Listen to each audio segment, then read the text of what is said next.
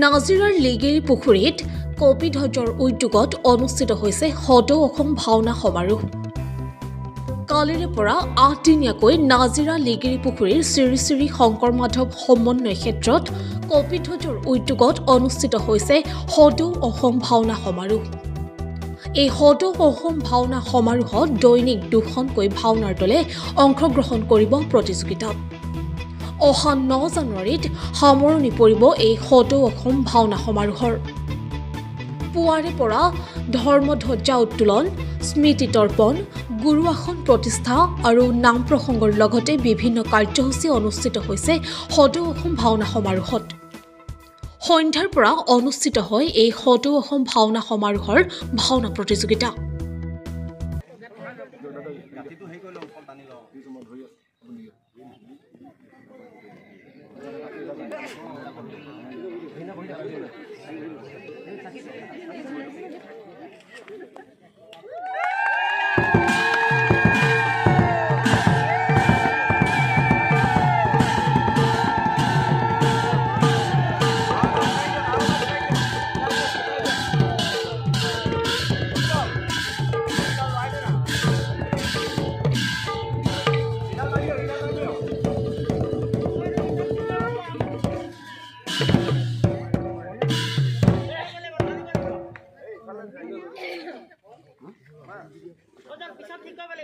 ঠিক আছে হ'ব মানে হেৰি কৰিলো পিছত হেৰি কৰিলো তাকে কৰিলো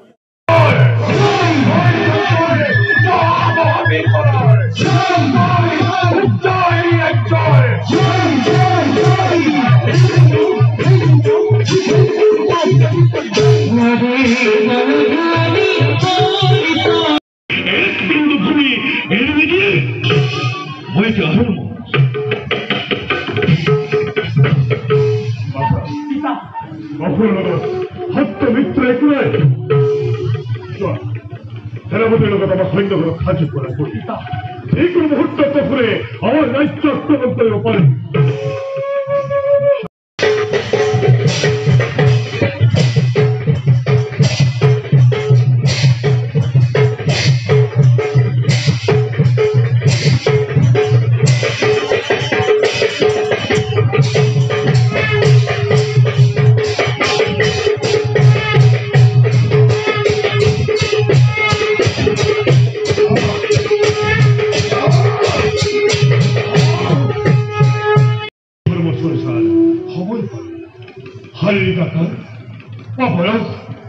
ধৰ্ম সংসাৰ পৰিচয় নহয়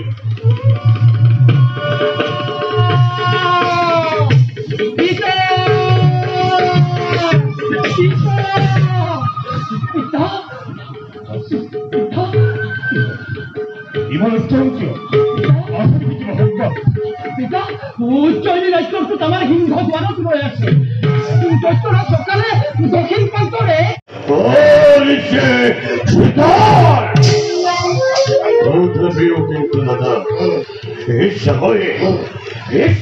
কেতিয়াবা সমুদ্ৰৰ উৰ্মি মালাৰ দৰে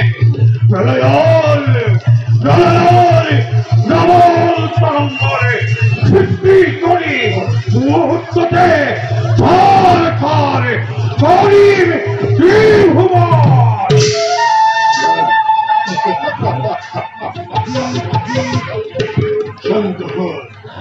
শান্ত ভাই দাদা সত্য দৈত্যৰে শিলানগৰী অশিলে মিলিব ভাগ্য।